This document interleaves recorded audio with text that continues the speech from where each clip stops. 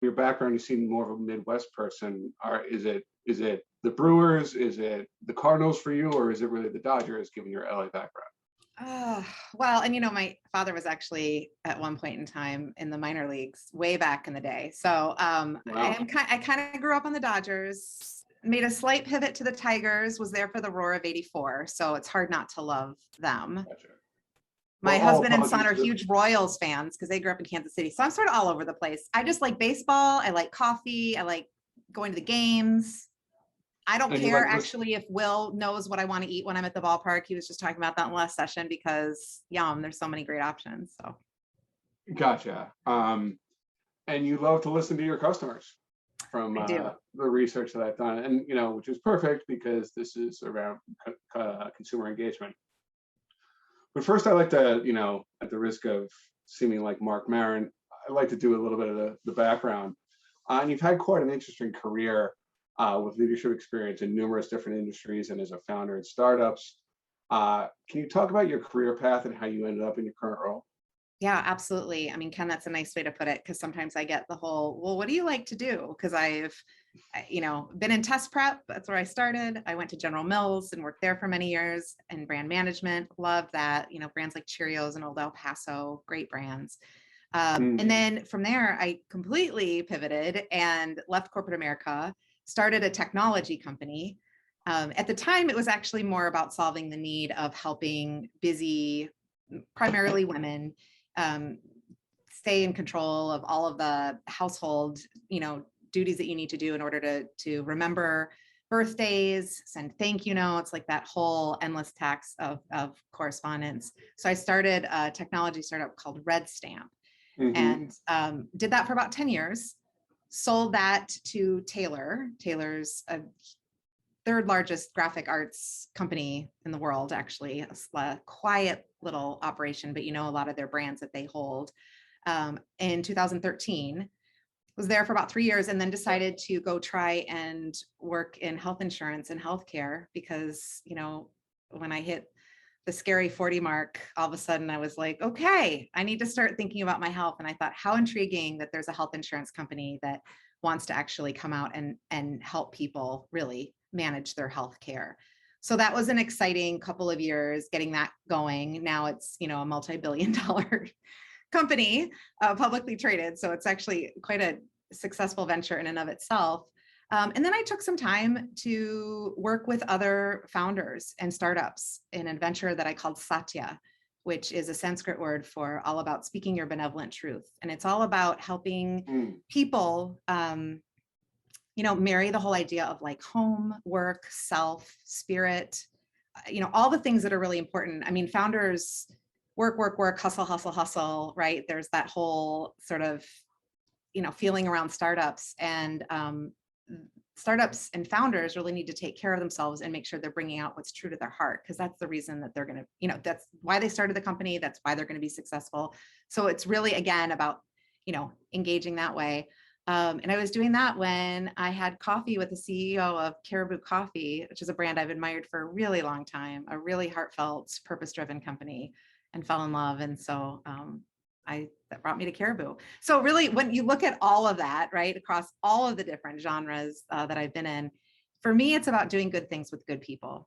And I use the word good really intentionally because I want to work with people who are great and also good. That's great, and we're going to dig more into that. But you've also embraced technology along the way. Yes. And it feels like you made a pretty tough decision. And I forget what year it was. But you transferred, Red Stamp and this notion of making cards, thank you notes, and birthday cards from a desktop version to a mobile app.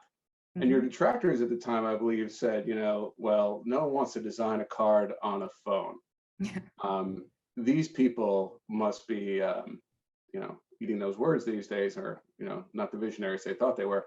But nonetheless, are there other good examples of how you've embraced technology along the continuum of your career? Can you give us a story about how that has aligned with your career objectives and the company objectives for which you work? Yes, absolutely. What's interesting about the question that you asked, and I thought you were going to go a different direction, so I love it. there's a technology story to that, and then there's also a consumer insight story behind that, which I think can unlock engagement as well. So I'm a big believer in technology to make people's lives easier, right? It's a platform for unlocking needs and wants, connecting that with jobs to do. Mm-hmm. So for us at Red Stamp, our mission was less about providing beautiful correspondence for people to stay in touch, and really more around the whole purpose of the company was all about making relationships stronger.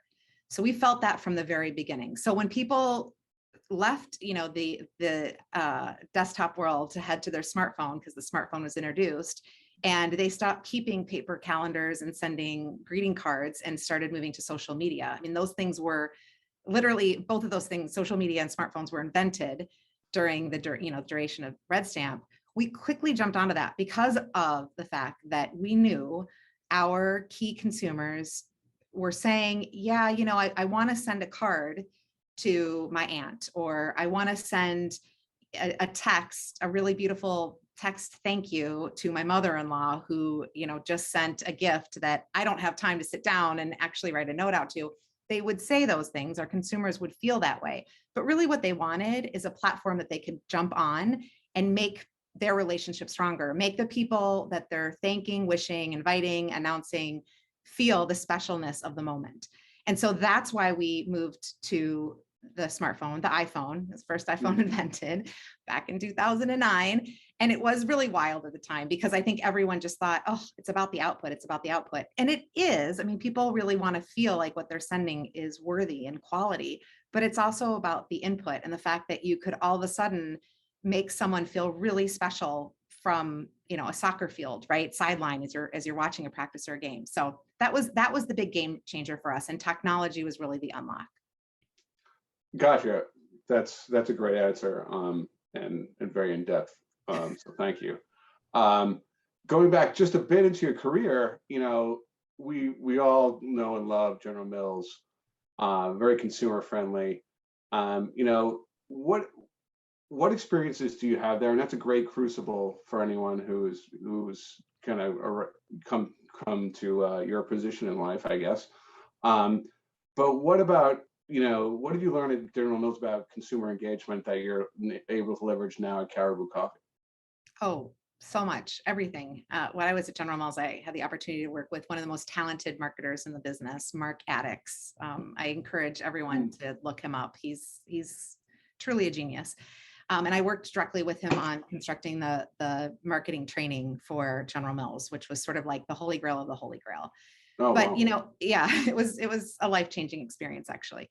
But I will say this: the key components of successful marketing or brand building in general, I mean, they're different things, but I think when you do brand building well, you have a really strong marketing engine, is about knowing who your brand champion is, what need, want, desire, wish, job to do they have that you can deliver against. And just that simple formula for brand building is incredibly important. And actually, I've used it in everything that I've done. And I really learned it at General Mills. Very interesting. Very interesting. Yeah, I would like to see that training playbook now. But that's probably another meeting. Yeah, it still exists. I'm sure it's been updated. I mean, this is a while ago. But it has been. Yes. Let's not talk about who's older here. Right. No, nobody wins. So Caribou Coffee is known for a commitment to sustainability. And I believe it's the only coffee that's 100% Rainforest Alliance certified. How does that tie into your consumer engagement strategy? In a lot of ways, actually, the model that I was just talking about, knowing who our brand champion is and then delivering against the insight and our key brand benefit, it really is, it goes back to our purpose statement, which is all about creating day-making experiences, right? And in order to live that from tree to cup, it really starts with the origin of where our product comes from. So when you think about our key brand benefit of, this real ingredients tasting better, it starts if you start listing the reasons to believe that, Rainforest Alliance is a program that we can get behind. Not only is it, fair trade, from a environmental standpoint, it's the best in the business. So we replant for everything that we actually reap. We believe in people and we support schools in the farm that, coffee beans come from. So it's this full cycle, whole management, really business management, that we use for our company. And so it infuses in everything we do. We do, market on packaging and certain brand touch points for sure. But I think it also allows us to come from a place of authenticity when we're talking about our purpose statement and creating these day-making experiences, right? You have to really believe that you're doing good work, not just the what you do, the why you do it, but the how you do it. And let me ask a dumb, maybe New Yorker face question. When you say good work, do you mean that's somebody who's really good at cranking out spreadsheets or doing good for the planet, the community? All of it. All of it. Both. Gotcha. Understood. Good to know. And when you're coming up with marketing ideas, how do you balance kind of sustainability, or new products or new offers? How do you ideate around that? Differently, I think for all of those things. Coffee is actually a pretty technical, product in and of itself. So, if you look at products, we start with the consumer. Well, in this, we're the same. You start with the consumer, understanding again, what are the insights? How can we deliver against the things that they want? And we have, different consumers that we consider in the equation who really respond well to Caribou, right? So as we go through the process, it's understanding what it is that makes their day great and tick. And then we match it up with where our core competencies are. Coffee innovation is a huge one. So not only in the flavors that we offer, but the ingredients that we serve up, even just the processes that we use. So, this is pretty nerdy here. Go with me for a second, but even like our decaffeination process, it's water-based. So it's not chemical-based. So like, if you think about all of those principles, there's a lot of product innovation tied into there. And then the work that we're doing on the end to talk about it and to explain it to consumers, we don't actually spend a ton of money on outright marketing. Like, we don't place print ads, we don't do TV, we do some digital marketing. Social is huge for us, and organic mostly, because there is this back and forth, right? We like to think we're the barista of the internet, always serving up smiles and creating day-making experiences on social as well. So we don't. Our piece is not to be, big and splashy. It's to create these meaningful relationships with our guests and then serve them back up, make their experiences wonderful, have a robust loyalty program, where we're making sure that we're, keeping really current with compelling offers and offerings. So it's a little different than, some of our competitors out there who are doing, much more, I would say, like mainstream in how they go about the marketing practices.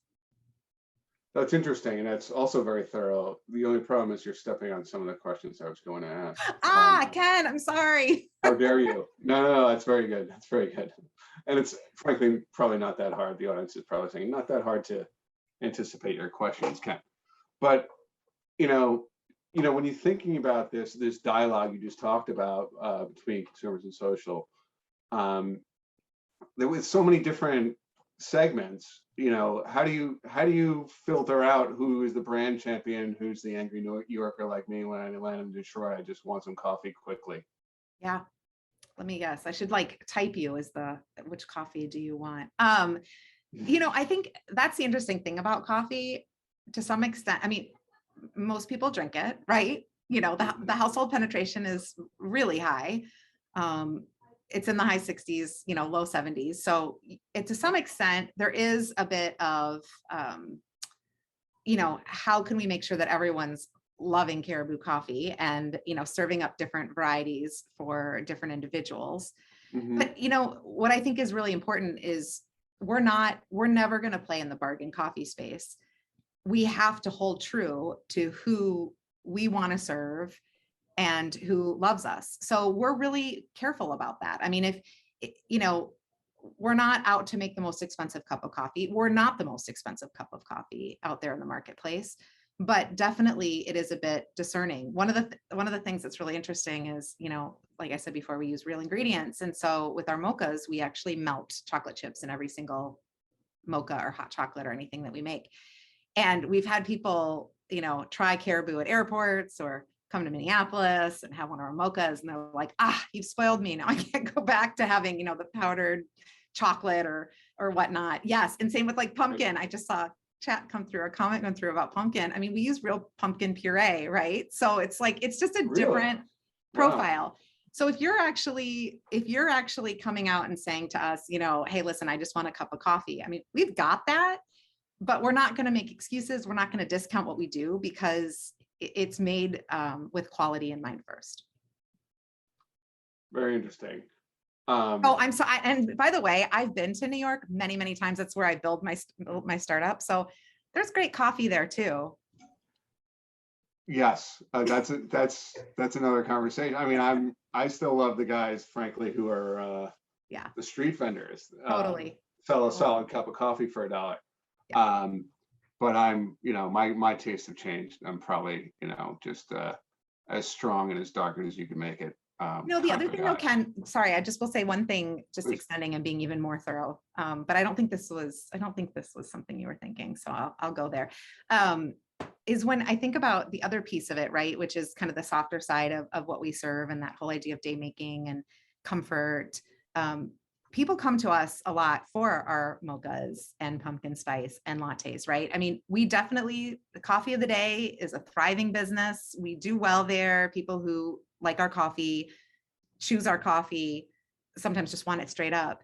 But I would say that actually that's where we add a particular piece and puzzle. And we want to make sure that we take great care in that because, our baristas are talented artisans, right? And so I think it's a difference in an importance. Like there's a cup of coffee and then there's a hot crafted press, right? There's a pour over, there's nitro, there's just so many different ways that you can do coffee. And I would say that we probably specialize more in the specialty drinks in our coffee houses. And I'm kind of blown away by there's actual pumpkin in your pumpkin spice.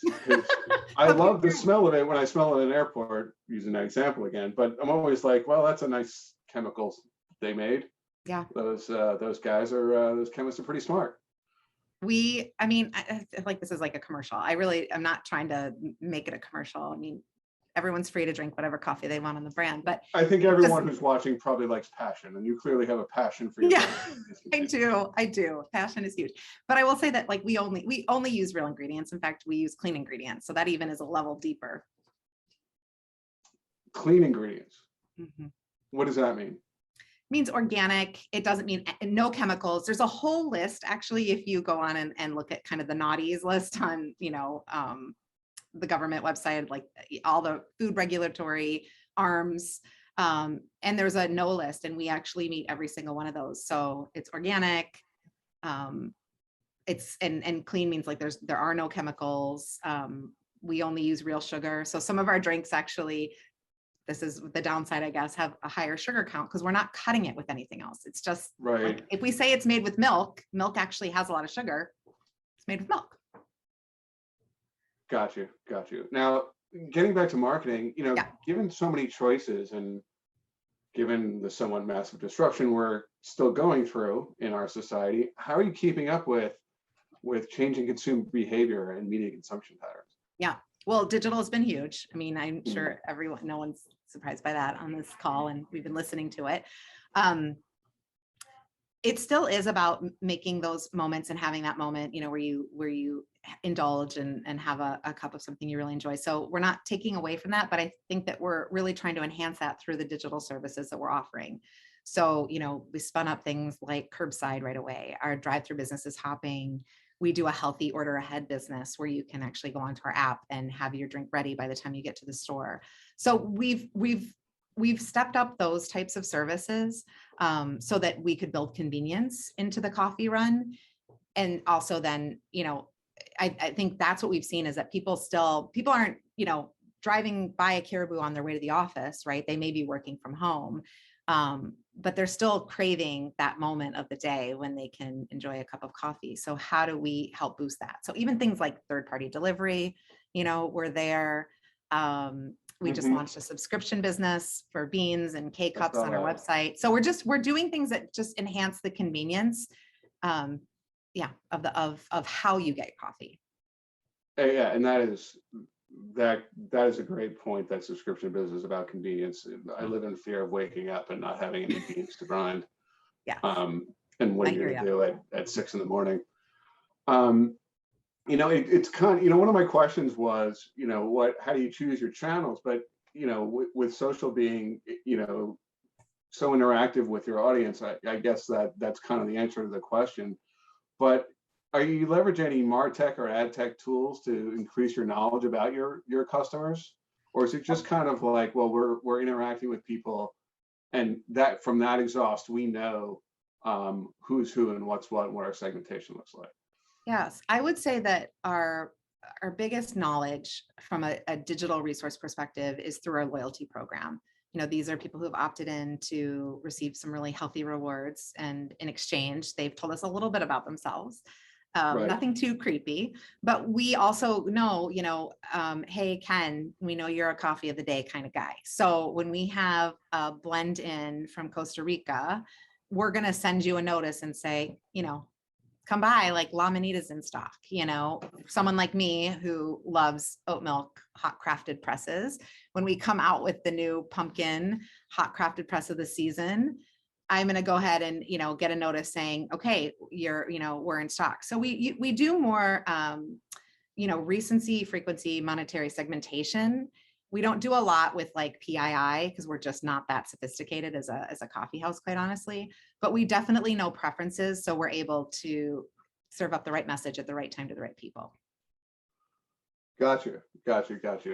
And when you think about kind of brands outside of Caribou, who do you think some of the brands are doing a great job of consumer engagement, and what are the marks that indicate that for you?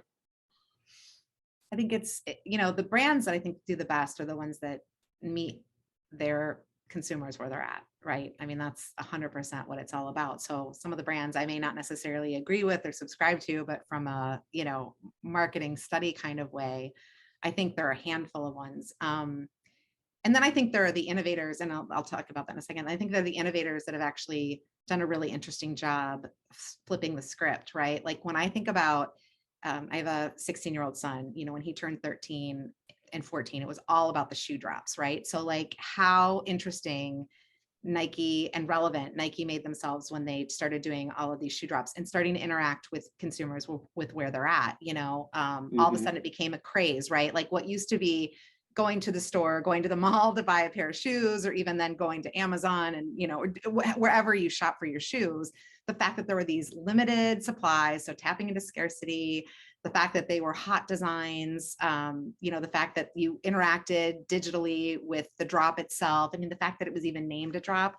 I think that's one of the coolest examples of really innovating process, product, brand out there.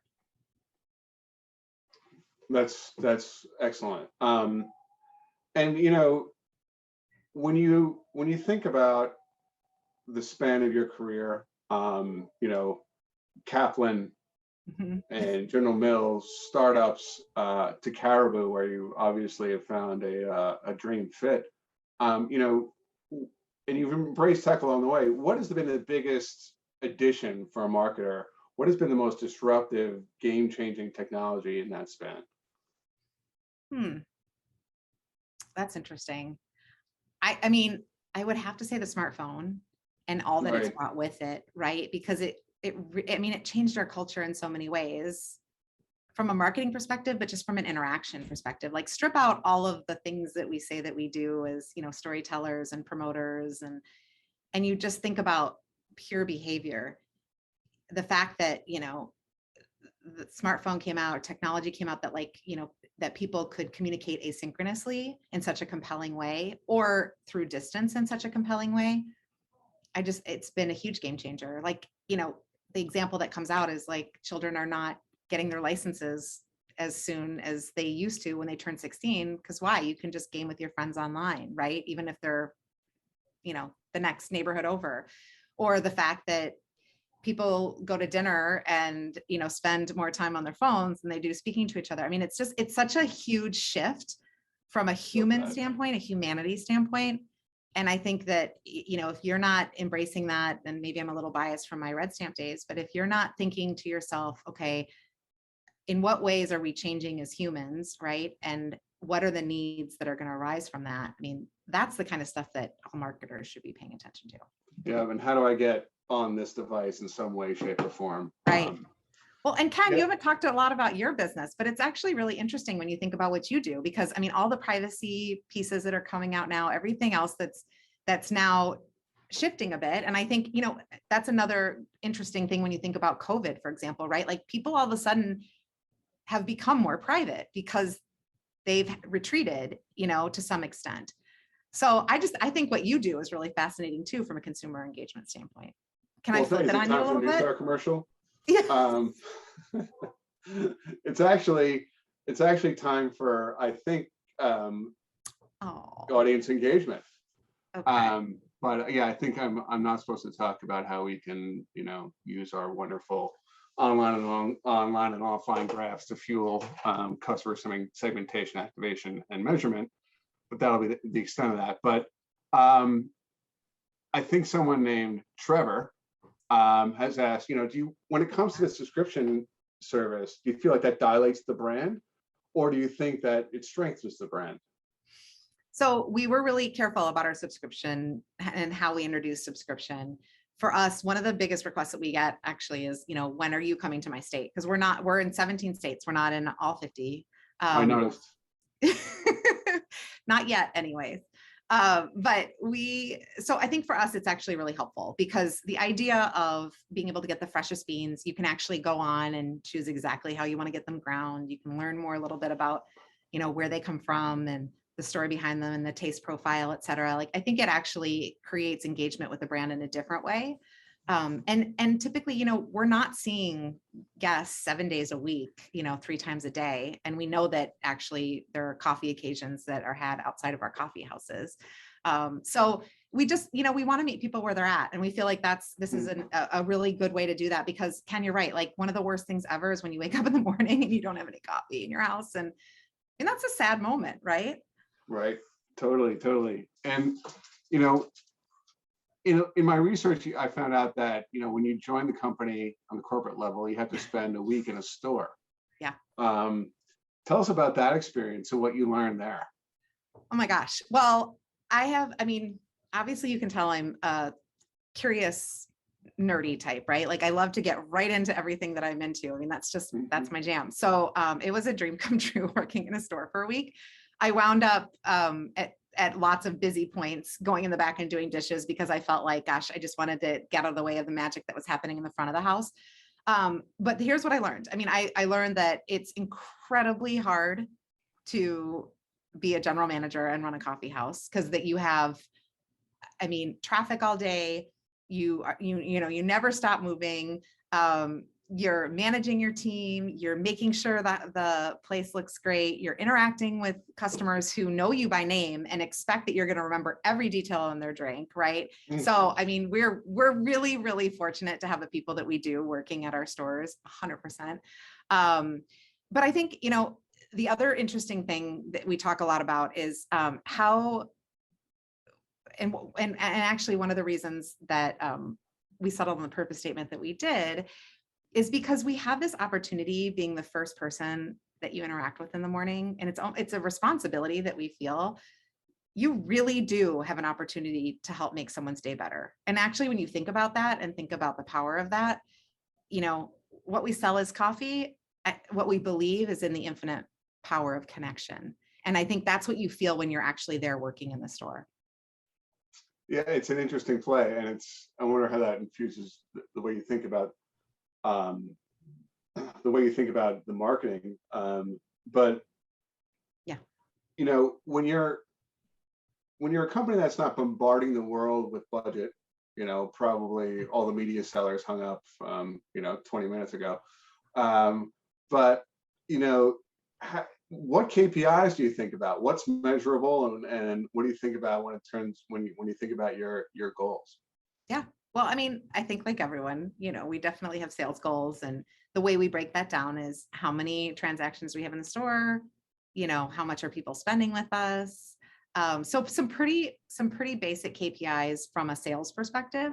We also work with Medallia really closely on NPS. I mean, everything that I described, I'm sure that is something voice of guest or voice of customer, Sure. voice of team, as we call it, or voice of employee, are key. So we actually have set up a really extensive voice of team 30, 60, 90-day survey, because if our team isn't happy, then our guests won't be happy, right? And so we're constantly looking at what those eNPS and NPS scores are. That's a huge metric for us. And we've seen it, it actually results in increased sales, right? Speed of service is really important. So there's key metrics along that experience journey.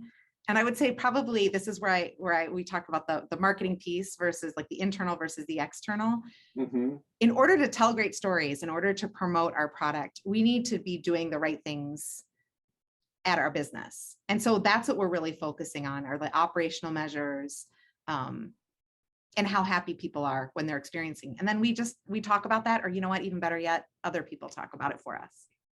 So the NPS score might infuse your marketing and your messaging. Yes. Do you tie the NPS score to sales? We do. We're still, I would say, so we used to use, this is again, pretty in-depth, sorry, but we used to use overall satisfaction. So OSAT scores. We just flipped to NPS actually about a year ago. So we're still in the early days of getting that read. So we don't have it like point by point, but 100% actually that's part of the equation, is for every point or for every part of point that you go up, you see an increase in sales. Yeah, we work with a company not in your industry. You'd probably be surprised what industry it is, but they find that for every 1% increase in customer satisfaction equals $5 million in sales. I believe that. That's crazy. Now, here's a question that nobody cares about but me. But my wife's Colombian. I've been to Colombia. I've picked Colombian coffee beans, and I've seen how they roast it and everything else and dry it out. What is your perspective on Colombian coffee? And when are you going to go to Colombia to check out their process there? Well, we source coffee from Colombia, so it's one of our prize countries.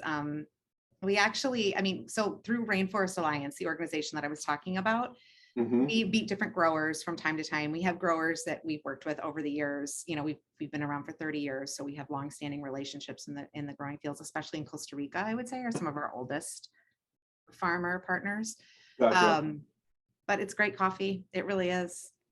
So you make alliances directly with the farmers in Costa Rica, for example, and then they ship it to Minneapolis for roasting. Is that how it works? And you guys do it all in Minneapolis. Wow, that's amazing. And for more coffee nerdness, the world should know that the Colombians feel that your coffee should only be hand-picked. It should never be shaked from a tree, etc. So there are literally just guys on the hills in Colombia with a bag hanging from their body picking, and I've been with those guys and they're amazingly happy. Well, because it's actually you drop anybody from Manhattan in there and they're in hell. Right. But these guys are happily picking away. And yeah, it's a prized job, actually. I would say in, not only Colombia, but other countries, because it's such a proud export that it's actually a really important job. So I love that, actually. It's really fun to watch people work as they go about their business and creating coffee. It's cool. I thought it was funny when my kids slipped down the hill and didn't get hurt, but went 15 feet. And I think I liked it for about a half hour. Yeah. So not, maybe not my perfect job. No. That's funny. So, has the pandemic on kind of the labor side, is the pandemic and the issues it caused, is that starting to assuage, or are you still experiencing those issues? We're still experiencing them. Actually, it's interesting. I was just talking to our head of stores this morning, because I would say this, that, we are not immune to it for sure. it hit us a little bit later than I think it did most of the industry, in the sense that our teams are pretty tight, and we've had really, really low turnover over the years. But we're starting to feel the effects of it, you know, and I think for us, it's mostly people who are starting to rethink, you know, what is it that I want to do for the rest of my life? You know, how do I want to spend my time? We've seen actually a lot of our team members decide, like, you know what, I think I want to become an entrepreneur and I want to, you know, fuel that dream. So it's for really interesting, worthy causes, of course. But it's a really interesting time, right? The Great Resignation, as we are calling it now, where people are starting to think, really think about what they want to do and make different choices. But our coffee houses are still open. You know, we're still doing business. Gotcha. Things are good. Yeah. Do you guys, you know, I'm always too interested in data, but do you guys, when you think about your customer engagement, are you working with your corporate buddies like Einstein Brothers and Panera to align with their strategies to pool your second party data in privacy friendly ways, or how are you thinking about that? So that's been interesting. We are not doing any consumer or list sharing or anything like that. That's where we found the greatest synergies is, you know, in the how we source, or especially like nowadays, talk about, you know, some of the effects of COVID with supply chain, right? Like the fact that we're able to source coffee cups together, that's helped, you know. So there's Sure. synergies like that when we think about what we can learn from each other about the experience that we create. But for sure, we're not doing any sort of like product, cross product swapping yet. Definitely no, you know, consumer sharing. It's really, it's a partnership that's created, you know, the way that the CEOs have, you know, that talk about it, it's all about being force multipliers for good. And I think that's what we're really lucky, is that everyone really cherishes the people, you know, that we work with, our partners and our guests, et cetera. So it's just, it's been a lot of fun. So there's no hope of me getting a cup of Caribou coffee at the Panera Bread that's very close to my house, but there's no Caribou coffee Probably not. within some number of hundreds of miles. I'll hook you up afterwards, Ken. We'll talk. Thank you kindly. Ryan, I see you there with your big hook. How you doing? Everything? Good, how are you? Yeah, I'm fueled up. I'm ready to rock and roll here. You wouldn't believe me, but I actually just got a like a 72 pack of Caribou coffee. There was a Bed Bath & Beyond closing right next door to me, so I had to pop over there and grab a few. Oh, amazing. I'm sort of surprised we were at the Bed Bath & Beyond, but I'll look into that after the call too. Look, I don't know. I actually don't find your coffee that regularly at my my supermarket. So Bed Bath & Beyond was able to give me that. So I appreciate it. Great. I would say that you could also go to cariboucoffee.com. We were just talking about the subscription program we just launched, Ryan. So let me know. Hit me up. Always engaging. Erin's always engaging with customers. Thank you, Erin, and Ken, as always.